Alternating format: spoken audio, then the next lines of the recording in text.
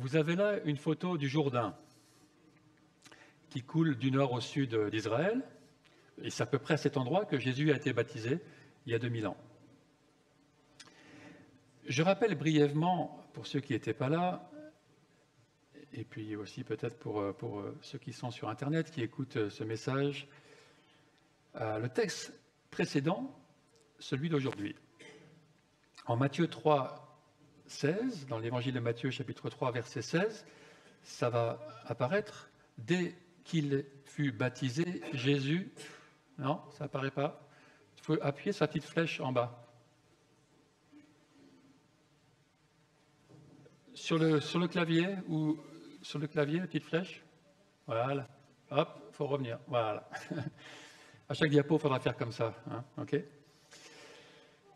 Dès qu'il fut baptisé, Jésus sortit de l'eau. Alors le ciel s'ouvrit et il vit l'Esprit de Dieu descendre comme une colombe et venir sur lui. Au même instant, une voix fit entendre du ciel ces paroles. « Celui-ci est mon Fils bien-aimé qui a toute mon approbation. » Vers l'âge de 30 ans, Jésus commence son ministère en se faisant baptiser par le prophète Jean-Baptiste, qui le reconnaît comme étant celui qui ôtera le péché du monde, comme on l'a chanté, par le sacrifice de lui-même, comme celui d'un agneau pur et sans défaut. L'Esprit de Dieu descend sur lui d'une manière visible, puis Dieu le reconnaît, Dieu le Père le reconnaît, Jésus, publiquement comme étant son Fils en qui il a mis tout son plaisir. Jésus entre dans sa mission, cette mission tant attendue à travers les siècles, celle du Messie, annoncée par les prophètes. Alors, quelle est l'étape qui suit?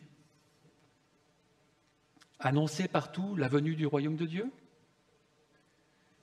Guérir les malades avec puissance? Qu'est-ce que va faire Jésus maintenant? Nourrir les foules qui ont faim? Prendre en charge le pays d'Israël pour y régner en vainqueur et en recevant la gloire de toutes les nations? Il peut faire tout ça. Non. Dans les 3 évangiles qui racontent cet événement, ils nous disent qu'à ce moment-là, l'Esprit emmena ou poussa Jésus dans le désert. C'est quand même déjà très particulier.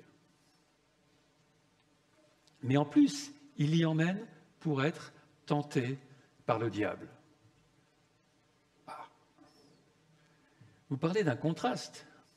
Il passe de la rivière verdoyante à l'aridité des cailloux, de la glorieuse approbation divine à l'adversité du diable, à sa perversité. Pourquoi Jésus ne peut-il pas commencer sa mission sans passer par le désert pour y être tenté? Je crois que la réponse, c'est pour vivre une vie d'obéissance à Dieu.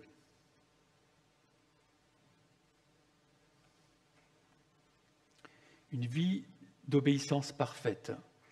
C'est pour réussir là où Adam, le premier homme, a échoué, pour réussir là où Israël a échoué, pour réussir là où nous avons aussi échoué, où nous échouons. Pour que Jésus puisse s'offrir comme cet agneau sans défaut pour le salut de l'humanité, il ne doit pas chuter comme Adam l'a fait face à la tentation du diable, qui l'a fait se rebeller contre Dieu. L'enjeu, maintenant, est de taille. Si Jésus passe ce test de 40 jours dans le désert sans succomber, il pourra alors seulement continuer sa mission salvatrice. Mais cela est vite dit, pour que la tentation soit réelle, il faut que des conditions extrêmes soient réunies. Là où Adam a chuté dans un jardin luxuriant, avec abondance de nourriture, et qui pourtant désobéira en mangeant ce fruit qui lui était interdit, Jésus, lui, doit tenir dans un lieu desséché et hostile, la faim tiraillant son ventre, et en ne faisant pas pour lui-même ce que pourtant il aurait le droit de faire et la capacité. Si les Israélites ont eu faim dans le désert et ont murmuré contre Dieu, qui pourtant pourvoyait pour leur ventre, Jésus devra avoir encore plus faim, tout en restant dans la confiance, sans que Dieu même pourvoie pour son ventre, pendant 40 jours, 40 nuits, jusqu'à ce qu'il arrive à l'extrémité maximale qu'un homme puisse supporter. Jésus doit vaincre là où l'humanité a échoué. Mais ce n'est pas pour lui-même qu'il le fait, c'est d'abord pour Dieu le Père, pour montrer qu'un être humain peut lui obéir en trouvant en lui tout ce dont il a besoin. Et c'est aussi pour nous, pour que sa perfection et sa pureté lui donnent le droit de devenir ce sacrifice parfait à notre place, à la fin de sa vie. Lisons ce que Matthieu a rapporté de cette tentation. Évangile de Matthieu, chapitre 4, verset 2. Après avoir jeûné 40 jours et 40 nuits, il eut faim. Le tentateur s'approcha et dit, « Si tu es le Fils de Dieu, ordonne que ces pierres deviennent des pains. » Jésus répondit, « Il est écrit, l'homme ne vivra pas de pain seulement, mais de toute parole qui sort de la bouche de Dieu. » Le diable le transporta alors dans la ville sainte, le plaça au sommet du temple et lui dit, « Si tu es le Fils de Dieu, jette-toi en bas. En effet, il est écrit, il donnera des ordres à ses anges à ton sujet, ils te porteront sur les mains, de peur que ton pied ne heurte une pierre. » Jésus lui dit, « Il est aussi écrit, tu ne provoqueras pas le Seigneur ton Dieu. » Le diable le transporta encore sur une montagne très élevée, lui montra tous les royaumes du monde et leur gloire, et lui dit, « Je te donnerai tout cela si tu te prosternes pour m'adorer. » Jésus lui dit alors, « Retire-toi, Satan.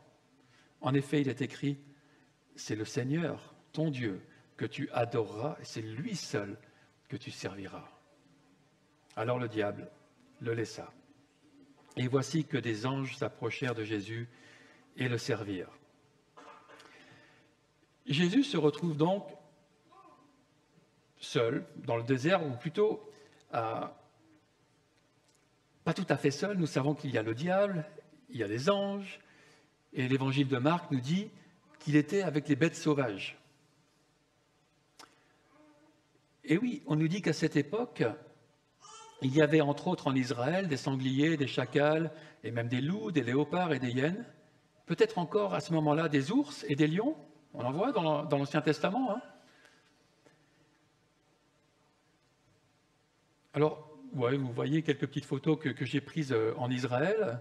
Voilà, je n'ai pas pris les photos de léopards ou de hyènes, mais voilà. Ça, c'est l'animal qui s'est laissé approcher. Mais, en fin de compte, c'est surtout la nuit que les animaux hostiles se manifestent. J'avais déjà raconté que quand j'étais en Israël, il y a quelques années, quand j'ai campé tout seul dans la nature, parce qu'en Israël, on a le droit de faire ça, de camper où on veut. Ça fait partie de la culture Abraham, qui se déplaçait de lieu en lieu avec sa tente. Et donc j'étais là, tout seul dans la nature, au sommet d'une montagne. Et une nuit, j'étais réveillé par des grognements juste à côté de ma tente, ma petite tente. Et là, j'avais le cœur qui battait la chamade. J'étais glacé de frayeur. J'avais aucune idée de quelle bête il s'agissait, mais vu les sons qu'elle émettait, je penchais plutôt pour une grosse bête. Et elle me semblait suffisamment féroce pour que je n'ai pas envie d'aller vérifier dehors. Ouais. Je me suis même demandé si elle n'allait pas déchirer la tente pour m'agresser. Bref, je priais avec ferveur. Et après quelque temps, la bête a fini par s'éloigner. Bon, je ne vous raconte pas la suite de la nuit, qui était encore un peu spéciale, mais bon. Alors, pour Jésus, il n'est pas dit même qu'il avait une tente pour se protéger. Je ne sais pas. Peut-être qu'il dormait à la belle étoile, ou peut-être qu'il avait une petite tente, je ne sais pas. Mais à mon avis, vu la mention des bêtes sauvages dans Marc, les 40 nuits de Jésus dans le désert ont dû être quelque peu perturbées par toutes sortes de bruits, par des visites peu rassurantes, qui font que le sommeil est difficile? Peut-être pas, mais je pense que oui, parce que je pense que Jésus, dans ses tentations, a vraiment subi, dans sa chair, dans son corps, ce qu'un homme normal aurait subi pendant ses 40 jours et 40 nuits de jeûne. C'est le but. Luc fait comprendre que le diable l'a déjà tenté tout au long de ces 40 jours et 40 nuits avant cet événement, avant qu'il tente finalement par ces 3 grandes tentations. À la fin, Jésus devait donc avoir extrêmement faim, être dans un état d'épuisement avancé. La mention tout à la fin de notre passage que des anges s'approchèrent de Jésus et le servirent peuvent laisser entendre qu'il n'était plus en état de le faire lui-même. Il était complètement au bout du rouleau. Et c'est dans ces conditions que Satan va placer ce qu'il espère être son attaque décisive. Comme les lions, lorsqu'ils chassent, il attend le moment où sa proie est la plus faible. Alors peut-être que d'abord vous vous demandez, mais qui est celui que nous appelons le diable, Satan? Et pourquoi désire-t-il prendre Jésus dans ses pièges? Pourquoi veut-il tenter Jésus? Le texte ne nous dit pas que le diable avait une forme visible. Il semble plutôt avoir la capacité d'agir au niveau des pensées ou de visions qu'il donne et dans lesquelles on voit par la suite, il va transporter Jésus en haut du temple, sur une grande montagne, etc. Le diable est la transcription du mot grec diabolos, qui veut dire celui qui divise. C'est aussi le mot utilisé par la traduction grecque de l'Ancien Testament, lorsqu'elle traduit le mot en hébreu Satan, Satan, celui qui est l'adversaire.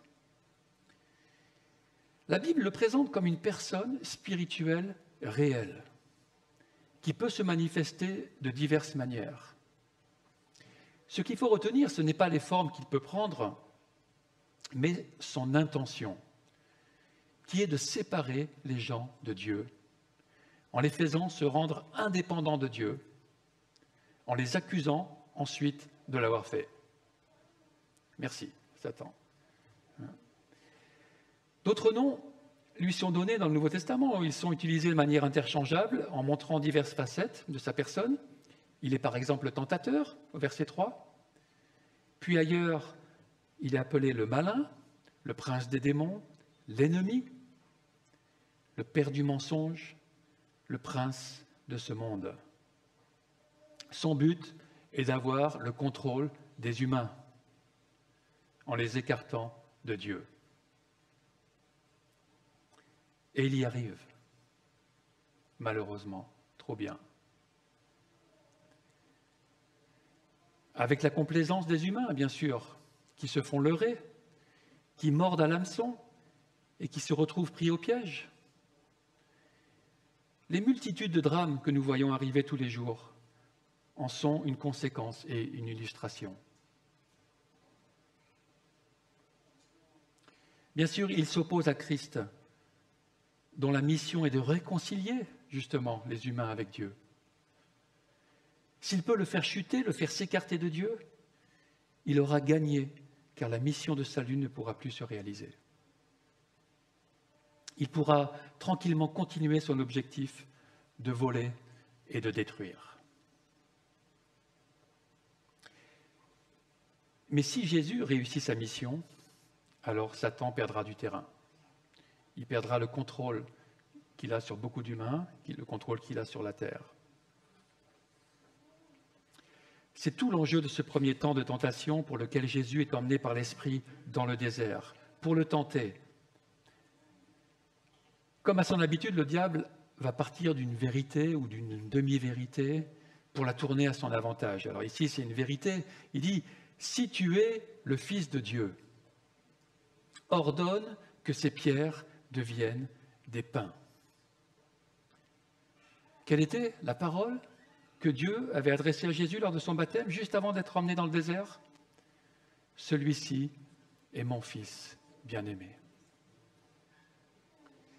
Le si tu es le Fils de Dieu, du diable, ne semble pas être une remise en question de ce statut. Car on voit dans les évangiles que le monde des ténèbres sait très bien qui est Jésus. Le si peut l'être dans le sens de puisque tu es le Fils de Dieu. Puisque tu es le Fils de Dieu, alors prouve-le. Utilise ton pouvoir. Jésus sera régulièrement tenté par d'autres personnes de prouver qui il est en faisant des signes à leur demande. C'est vrai qu'en tant que Fils de Dieu, Jésus a l'autorité et le pouvoir pour ordonner à ces pierres de se transformer en pain. On verra par la suite qu'il va transformer des éléments, il va multiplier des pains. Mais ce ne sera pas pour lui-même, ni dans l'indépendance de Dieu. Et ça nous dit, c'est aussi par compassion qu'il l'a fait. Ce n'est pas pour prouver quelque chose, même si c'est aussi une image de Dieu dans le désert qui nourrira le peuple par la manne. Le diable n'est donc pas en train de suggérer quelque chose que Jésus n'a pas la possibilité de faire. Il l'encourage à utiliser sa position de fils de Dieu, à utiliser la puissance divine qui est là à sa disposition s'il le désire, à se prendre en main pour se servir lui-même avec sa propre autorité. Jésus a très faim. Je ne sais pas si vous avez déjà jeûné 40 jours. Qu'est-ce qui l'empêche de faire comme le lui suggère Satan? Juste un pain. Voilà, un petit pain. Quel est le problème?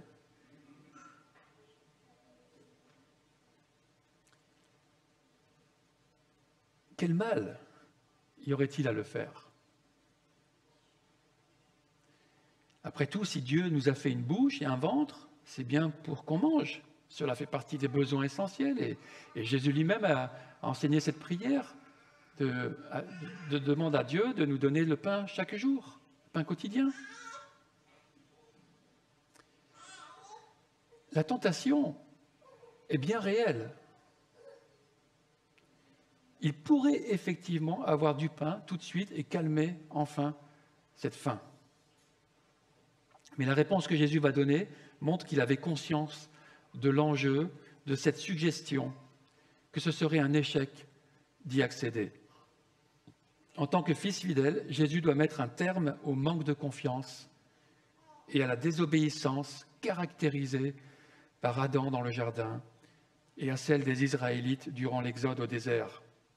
C'est pour cela que Jésus subit cette tentation. Autant Adam que le peuple d'Israël ont d'ailleurs aussi été appelés fils de Dieu dans l'Ancien Testament. Jésus retrace leur pas avec l'intention de vivre en vrai fils, confiant, obéissant. Il refait donc en quelque sorte le même périple que le peuple d'Israël en Égypte. Comme Israël a traversé la mer des Joncs avant d'entrer dans le désert, Jésus vient de passer par les eaux du baptême avant d'entrer dans le désert. Mais là où Israël a échoué, en murmurant contre Dieu à cause de la faim ou des désirs qui les ténaillaient, en cherchant à avoir un Dieu qui agisse selon leur bon vouloir, Jésus, lui, doit réussir en se confiant en Dieu son Père et en sa parole, tout en restant dans ses limites humaines. Les 3 textes qu'il citera pour répondre aux tentations sont d'ailleurs issus de cet épisode dans le désert, là où le peuple d'Israël était dans le désert. 3 textes qui sont tirés du livre du Deutéronome. Jésus répondit donc, « Il est écrit, l'homme ne vivra pas de pain seulement, mais de toute parole qui sort de la bouche de Dieu. » Alors peut-être on ne s'en rend pas compte en lisant cette réponse, mais Jésus sait très bien que ces versets qu'il cite, il en a bien conscience, ils viennent d'un contexte. Et ce contexte nous aide à comprendre ce qui se passe vraiment et ce à quoi il pense lorsqu'il répond cela. Regardons ce contexte en Deutéronome chapitre 8, verset 2. « Souviens-toi de tout le chemin que l'Éternel, ton Dieu, t'a fait faire pendant ces 40 années dans le désert. Il voulait t'humilier, te mettre à l'épreuve pour connaître les dispositions de ton cœur et savoir si tu respecterais ou non ses commandements. Il t'a humilié, il t'a fait connaître la faim, il t'a nourri de la manne que tu ne connaissais pas, que tes ancêtres non plus n'avaient pas connu, afin de t'apprendre que l'homme ne vit pas de pain seulement, mais de tout ce qui sort de la bouche de l'Éternel. Ces mots que Jésus vient de citer. En répondant ces derniers mots au diable, Jésus sait que la tentation qu'il subit, alors que la faim et la fatigue l'assaillent, servira à révéler les dispositions de son cœur envers l'Éternel, en situation réelle, en situation de vraie tentation. Va-t-il se plaindre et s'apitoyer sur son sort, comme l'ont fait ses ancêtres, ou va-t-il, dans son humanité, sans faire appel à des pouvoirs extraordinaires, se confier en Dieu, dépendre de lui, quoi qu'il arrive? Il ne va donc pas succomber maintenant, à la fin des 40 jours. Demain, il le sait, viendra où Dieu pourvoira, comme il l'a toujours fait, dans le désert. Les anges viendront le servir et lui apporter à manger, comme ils l'ont fait pour le prophète Élie dans le désert. Il ne doit pas avoir peur. Il attendra le temps fixé par Dieu.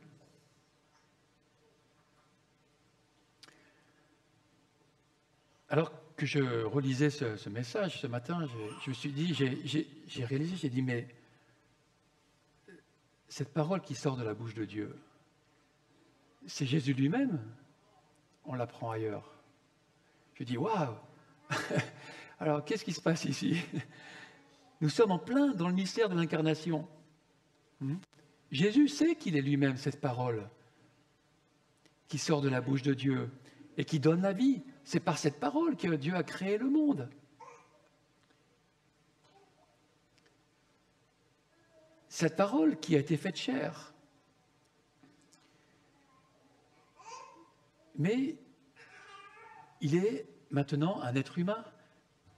Il n'utilisera pas cette prérogative indépendamment de Dieu, son Père. Dans son humanité, il dépend entièrement du Père. On est là, franchement, dans un mystère très profond. Voilà. Mais pour nous-mêmes maintenant, par rapport à ce qui s'est passé de cette première tentation, qu'est-ce qu'on peut apprendre? C'est vrai que les tentations reliées au corps, aux besoins corporels, aux désirs corporels, peuvent être extrêmement fortes, vous le savez. Surtout à un moment où nous sommes arrivés à une situation de faiblesse. Que ce soit la faim, la soif, la douleur, les pulsions sexuelles, les addictions, elles peuvent prendre le dessus sur la volonté et nous faire agir d'une façon qu'on peut regretter ensuite.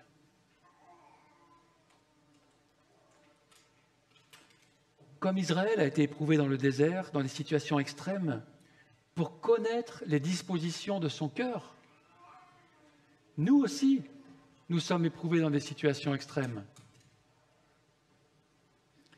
La connaissance pratique, cette connaissance pratique, dans la vie réelle, des dispositions de notre cœur face à la tentation, est un des grands objectifs de Dieu dans notre vie. En situation concrète, on va tous passer par là. En situation concrète, quels seront nos choix? Les épreuves par lesquelles nous passons servent de test. Le mot traduit par épreuve est d'ailleurs le même que celui traduit par tentation. C'est le même mot. On choisit l'un ou l'autre en fonction du contexte, dans l'interprétation de la Bible, mais aussi dans notre vie. une même situation difficile qui nous arrive sera vue par Dieu comme une épreuve de foi, avec l'objectif d'une issue positive, de renforcement mutuel dans l'amour, dans la confiance. Mais cette même situation difficile, sera aussi vue par le diable comme une tentation pour nous faire chuter, pour nous séparer de Dieu. Le choix vient de nous, en fait. En fonction de notre attitude face à ce qui nous arrive, une épreuve peut se transformer en tentation de nous détourner de Dieu, et une tentation peut se transformer en une épreuve bénéfique. De notre attitude dépendra son issue, négative ou positive. L'épreuve tentation, d'où qu'elle vienne, peut être une occasion de croissance dans la maturité spirituelle, dans la purification, dans l'attachement à Dieu, ou elle peut être une occasion de chuter, de s'écarter de la confiance de Dieu, de la confiance en Dieu. Alors, quelles sont les épreuves par lesquelles nous passons, par lesquelles vous passez? Ces épreuves tentations. En avez-vous marre? Ça m'arrive d'en avoir marre.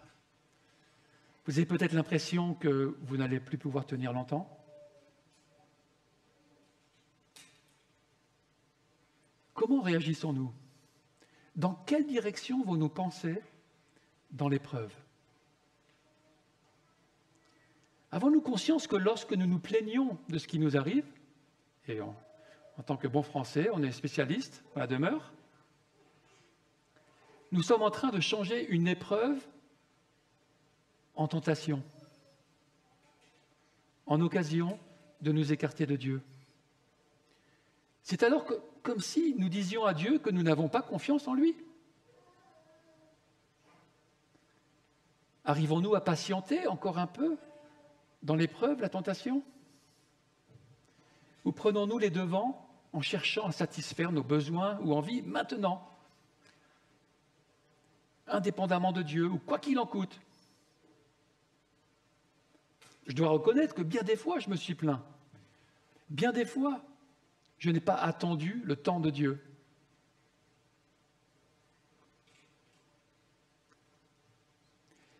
J'en ai demandé pardon au Seigneur.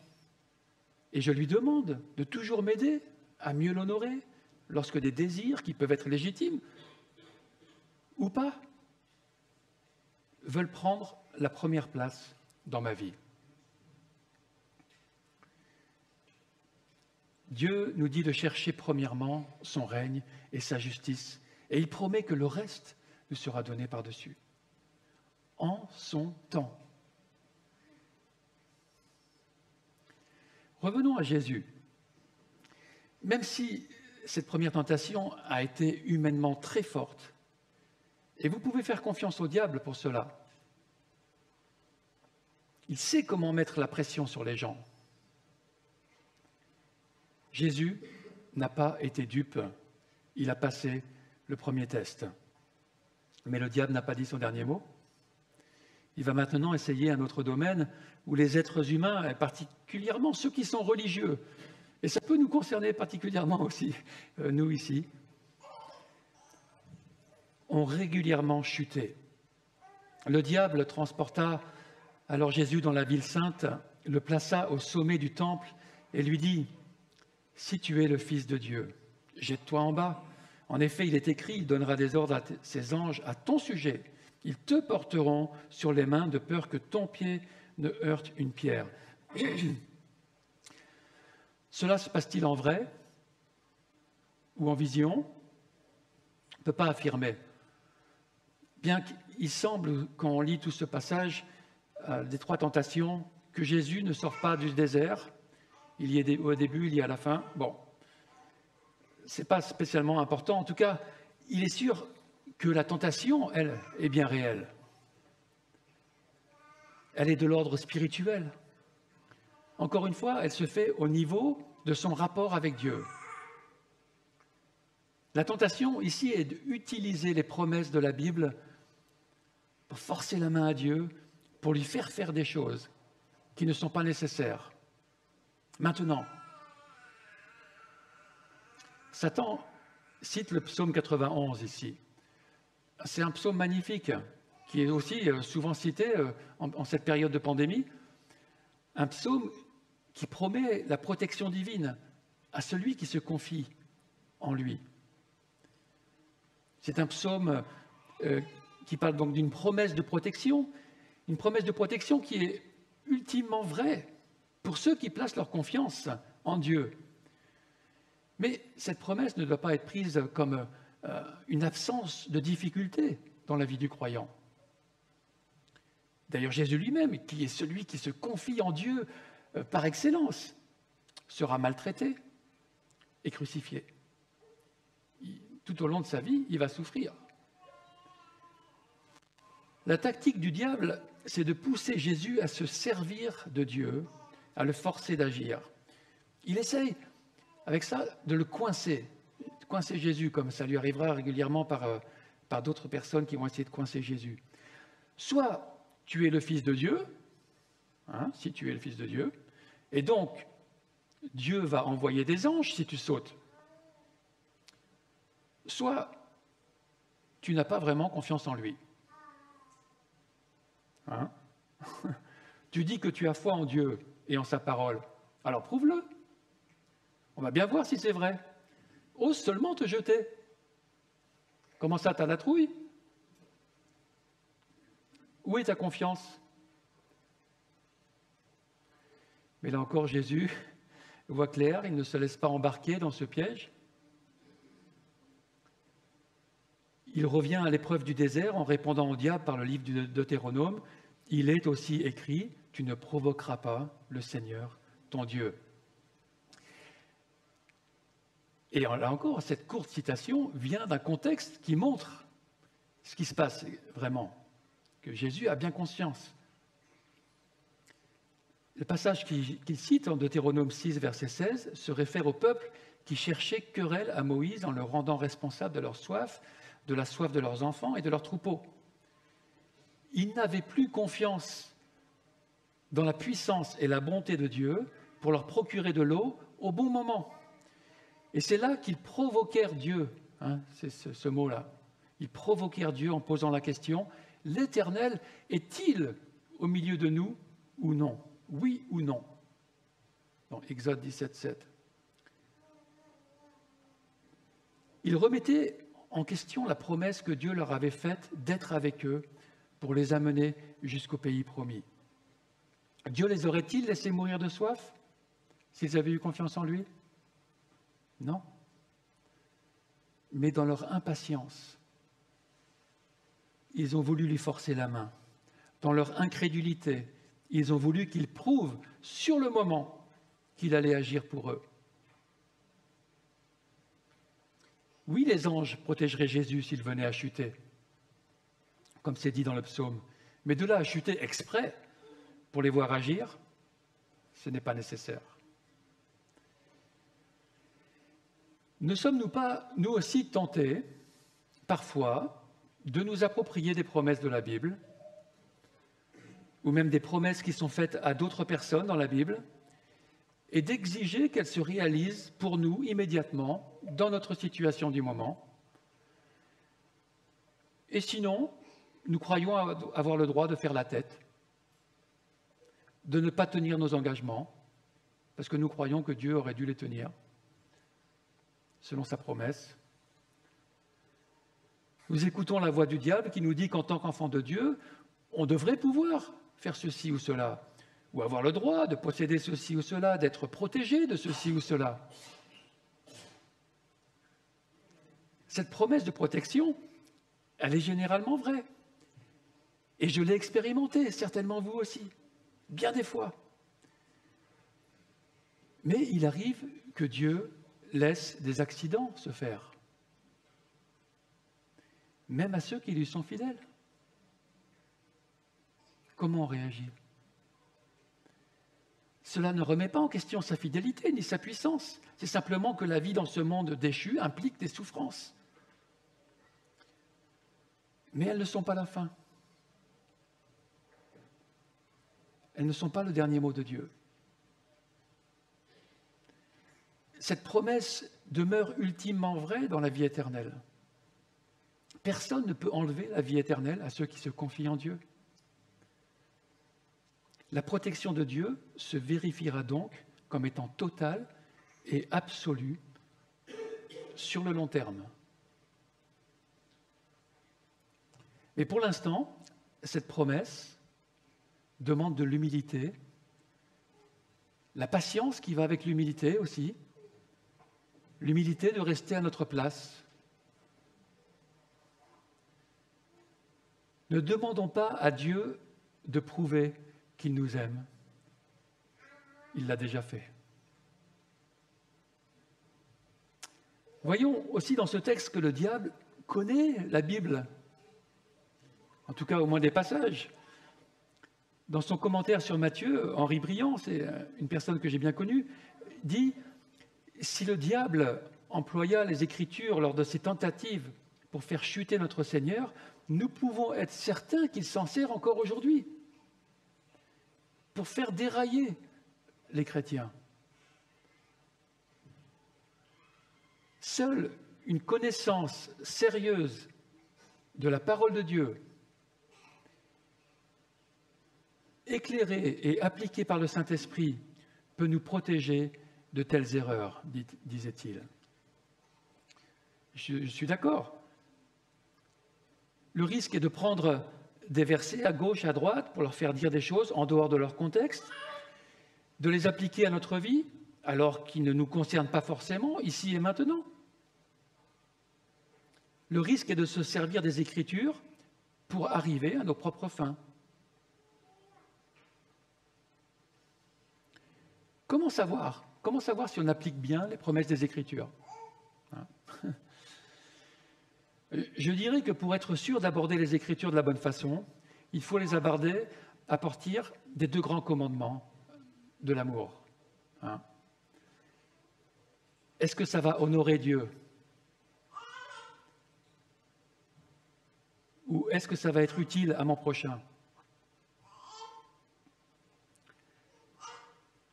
Si ce n'est pas le cas, comme dans cette tentation du diable, il vaut mieux s'abstenir, humblement patienter et laisser Dieu agir dans la foi, dans la confiance. Comme l'a dit quelqu'un, un texte sans contexte n'est que prétexte.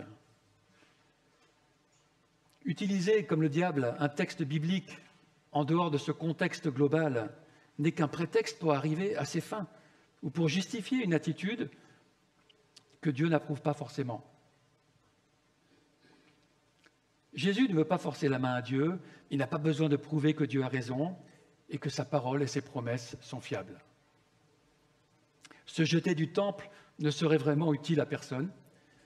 Jésus n'a pas besoin de prouver qu'il est le Fils de Dieu, ni que Dieu peut agir. Ceux qui ont des yeux pour voir et des oreilles pour entendre sauront le discerner en son temps. Jésus a donc encore passé le test de confiance et de repos en Dieu. Satan va alors sortir une carte qui a marché pour de nombreuses personnes à travers les siècles. Verset 8, le diable le transporta encore sur une montagne très élevée, lui montra tous les royaumes du monde et leur gloire et lui dit « Je te donnerai cela si tu te prosternes pour m'adorer. » Bien sûr, il n'existe pas de montagne depuis laquelle on peut voir tous les royaumes de la terre. Ça montre bien que c'est certainement une vision que le diable fait voir à Jésus. Mais là encore, c'est une tentation bien réelle. Elle se trouve au niveau du cœur, des pensées, et toujours en rapport à Dieu. La possibilité lui est offerte de prendre ce raccourci. Pour régner sur les royaumes du monde et d'en recevoir la gloire, sans avoir à continuer par la pauvreté, par la souffrance, par la croix, l'humiliation, la mort. L'évangile de Luc dit cette même parole, « Je te donnerai toute cette puissance et la gloire de ces royaumes, car elle m'a été donnée et je la donne à qui je veux. » Alors, il y a certainement une part de vérité dans ce que le diable dit, comme dans toutes les tentations, mais il y a un petit astérisque, qui est rattaché, qui renvoie en bas de page, vous savez, en tout petit caractère. Si tu te prosternes devant moi, c'est tout. Voilà, tout à toi. Maintenant, voilà un bon leurre, un bon appât. Il y a juste un petit hameçon à l'intérieur.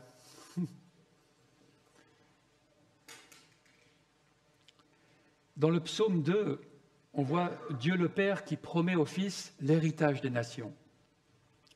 Mais les voies du Père impliquent souvent de la souffrance. Et nous, êtres humains, n'aimons pas souffrir. Jésus ne fait pas exception. Il n'aime pas souffrir. Satan offre pour tout de suite, sans souffrance, qui dit, ou qui laisse sous-entendre, une version tronquée de ce que le Père promet, autant à Jésus qu'à nous. Mais c'est pour plus tard, c'est pour après la croix. Pour nous aussi. Mais lorsqu'on voit ceux qui se laissent avoir par la gloire de ce monde, offerte par le diable, on s'aperçoit que de l'adorer n'est pas une chose insignifiante. Elle implique une promesse trompeuse qui se transforme ensuite en esclavage. Capituler devant le diable en échange de la gloire qu'il peut nous accorder maintenant se révèle au final avoir un coût bien plus élevé que ce qu'il laisse transparaître. Le livre de l'Apocalypse nous montre au chapitre 13 et 14 l'humanité divisée en deux camps. Ceux qui reçoivent le nom de la bête sur leur front et ceux qui reçoivent le nom de Dieu sur leur front. Avoir un nom marqué sur le front montre notre appartenance. Cela montre la direction de nos pensées, de nos préoccupations. Il est dit au chapitre 13 qu'on ne peut plus acheter ni vendre si on ne reçoit pas la marque de la bête. En cela, on peut voir son pouvoir économique très fort sur la terre. Et la tentation est bien réelle de pouvoir continuer à profiter des avantages économiques, même si cela implique de les mettre avant Dieu. À qui va notre allégeance lorsque la possibilité de manquer du nécessaire pour vivre se présente? Est-ce une excuse? La tentation est grande de faire les priorités matérielles, c'est de les mettre en premier par rapport à Dieu. Et c'est ce que veut faire le diable, reléguer Dieu au second plan, que nous mettions nos préoccupations personnelles avant tout, comme lui le fait. À quoi sommes-nous prêts pour avoir gloire, richesse, tranquillité? Sommes-nous prêts à faire des compromis? Beaucoup y ont malheureusement succombé. Mais Jésus répondra à cette tentation finale encore par le chapitre 6 du Deutéronome, une réponse basée sur le premier commandement. Jésus lui dit alors « Retire-toi, Satan ». En effet, il est écrit « C'est le Seigneur, ton Dieu, que tu adoreras et c'est lui seul que tu serviras ». Comme il le dira plus tard, Jésus n'est pas venu pour être servi, mais pour servir. Il ne prendra pas de raccourci pour avoir la gloire tout de suite. Il a une mission à accomplir, celle de l'obéissance, d'une vie sans péché pour pouvoir donner sa vie parfaite pour le salut des hommes. Et cette mission demande de remporter la victoire sur les tentations humaines. Alors le diable le laissa, nous dit Matthieu. Luc dit, après l'avoir tenté de toutes ses manières, le diable s'éloigna de lui jusqu'à un moment favorable. il ne laissera pas Jésus tranquille jusqu'à la fin. Il essaiera d'utiliser amis et ennemis pour le dévier de sa mission. Il reviendra par exemple dans la bouche de Pierre, un des disciples, lorsqu'en Matthieu 16, 21, Jésus commença à montrer à ses disciples qu'ils devaient aller à Jérusalem. Beaucoup souffrir de la part des anciens, des chefs, des prêtres et des spécialistes de la loi, être mis à mort et ressusciter le troisième jour. Alors Pierre le prit à part et se mit à le reprendre en disant « Mais que Dieu t'en garde, Seigneur, cela ne t'arrivera pas !» Mais Jésus se retourna et dit à Pierre « Arrière, Satan !» Il voit bien ce qui se passe derrière la remarque de Pierre. « Tu es un piège pour moi.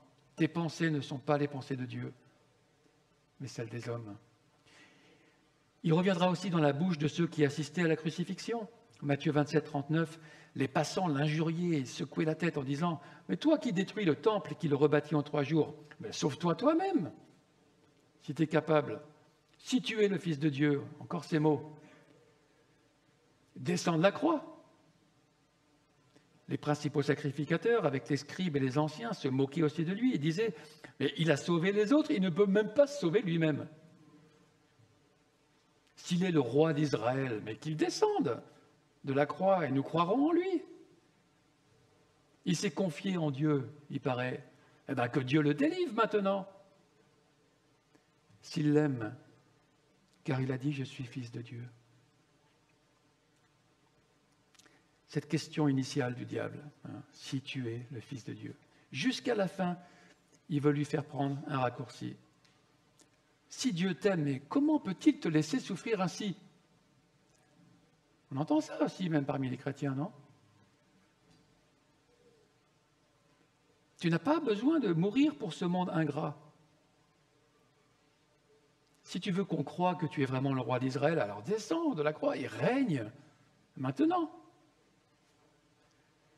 Jésus avait effectivement été appelé à régner sur Israël et sur toute la terre, mais seulement après avoir offert la vie en sacrifice. Le raccourci que lui offrait Satan n'aurait rien amené de bon et il aurait tout simplement enlevé la possibilité de salut pour l'humanité.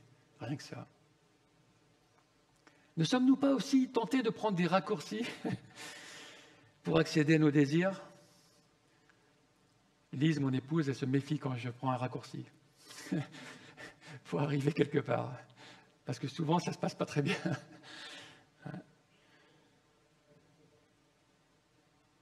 Je crois qu'un des moteurs de la corruption ou de la compromission est justement cette tentation de prendre des raccourcis pour accéder à nos désirs maintenant ou pour se protéger.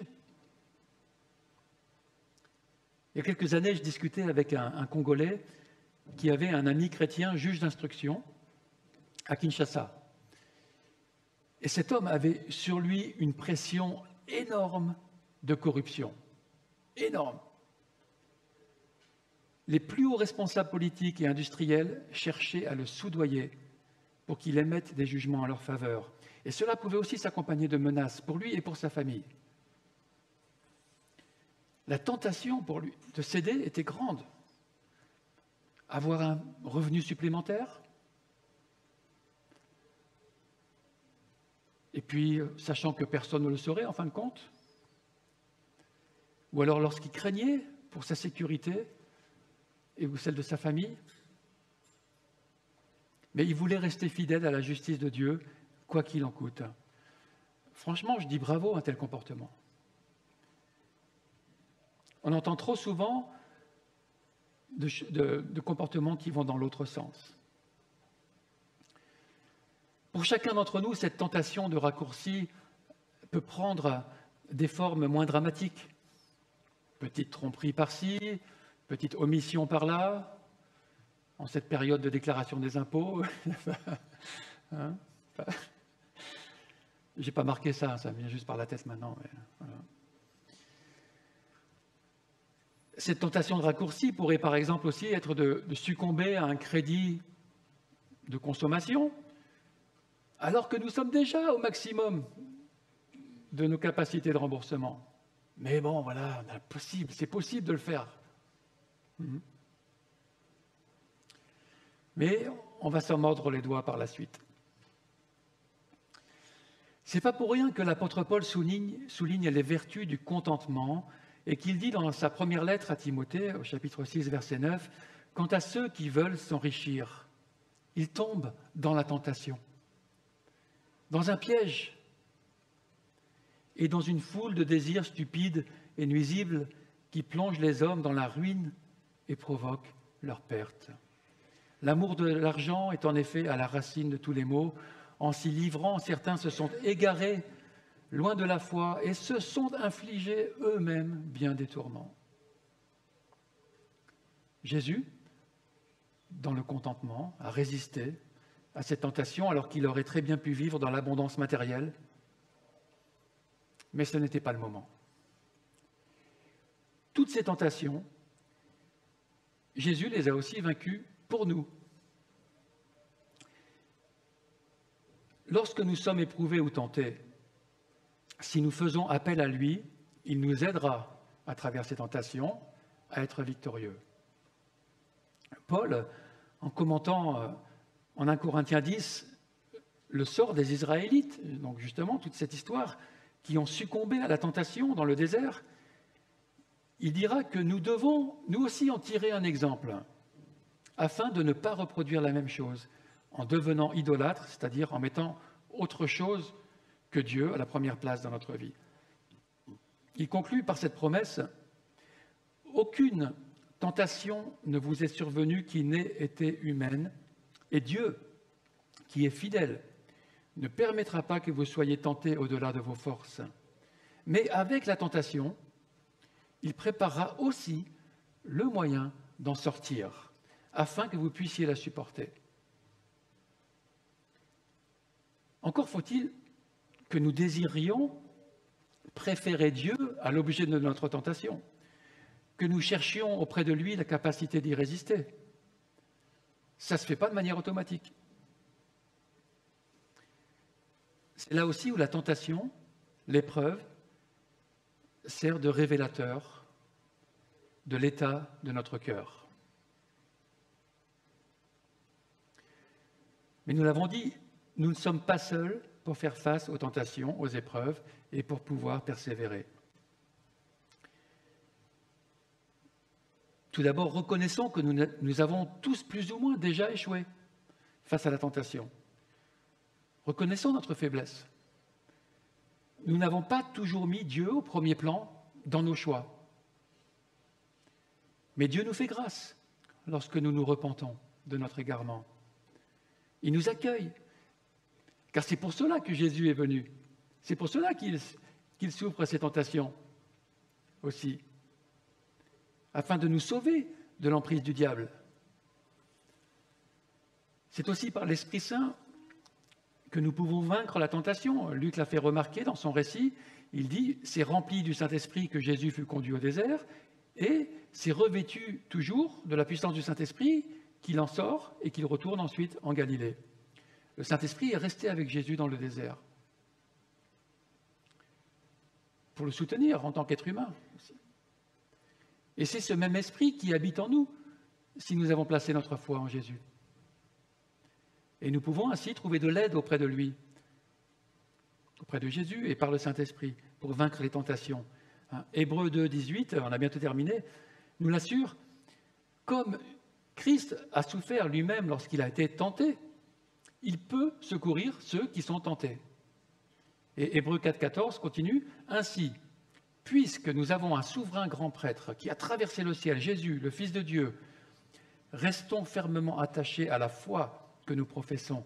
En effet, nous n'avons pas un grand prêtre incapable de compatir à nos faiblesses. Au contraire, il a été tenté en tout point comme nous, mais sans commettre de péché. Approchons-nous donc avec assurance du trône de la grâce, afin d'obtenir compassion et de trouver grâce pour être secourus au moment opportun. » Ce n'est pas facile de résister aux tentations, d'obéir à Dieu, mais c'est possible avec son aide et c'est primordial dans notre relation avec lui. C'est le but de notre vie en tant que chrétien. Un des buts. Dans les 3 tentations de Jésus au désert, qui récapitulent les tentations physiques, et spirituel que rencontre l'humanité, nous voyons que son humilité et sa confiance dans le Père lui ont permis de rester dépendant de Dieu et des Écritures. C'est ainsi qu'on peut vaincre la tentation. En tant que ses fils et ses filles d'adoption, nous avons aussi des périodes de désert où nous serons tentés par le diable,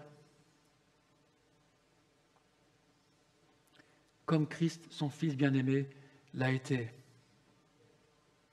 Il nous tente d'agir d'une façon qui va à l'encontre de la volonté de Dieu, ou de son caractère, d'une façon indépendante de lui ou des Écritures. Mais si les Écritures, qui sont à notre disposition, et l'Esprit Saint, qui est aussi à notre disposition, Dieu, il est dit, Dieu le donne à ceux qui le lui demandent. Si les Écritures et l'Esprit Saint nous habitent, nous saurons démasquer ces tentations et y répondre d'une façon appropriée. Nous en ressortirons en ayant gardé Dieu à la place suprême dans notre vie, prêts à le servir, et ainsi dans notre dépendance de Dieu en tant que fils et filles qu'il a fait sortir de l'esclavage, du péché. Nous prions cette partie du Notre Père pour terminer, une prière que Jésus lui-même nous a laissée pour nous réorienter et pour nous équiper de la bonne attitude. Et je vous propose de la lire ensemble maintenant. Père, ne nous laisse pas entrer en tentation, mais délivre-nous du mal ou du malin. Car c'est à toi qu'appartiennent dans tous les siècles le règne, la puissance et la gloire. Amen. Voilà, j'invite le groupe de louanges à revenir et je vais terminer par la prière pendant ce temps.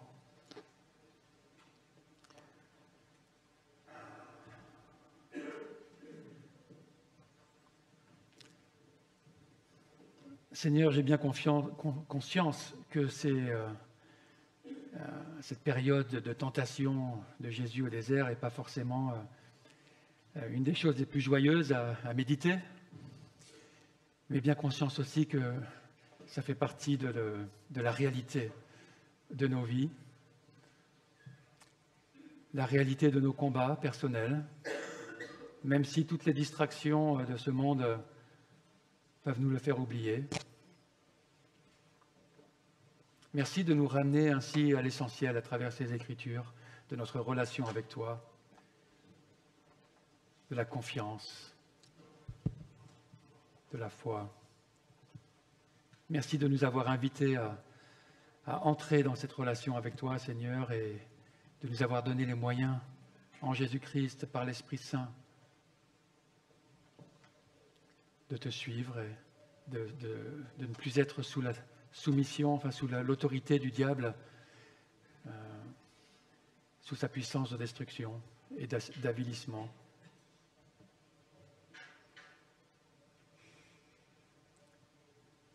Père, nous te remettons cette semaine pour chacun d'entre nous.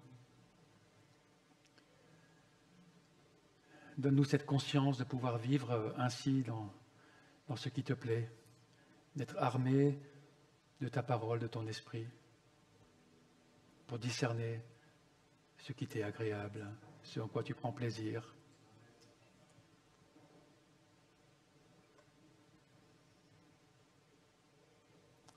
Nous comptons sur toi, Seigneur, et aide-nous à continuer à le faire. Au nom de Jésus. Amen.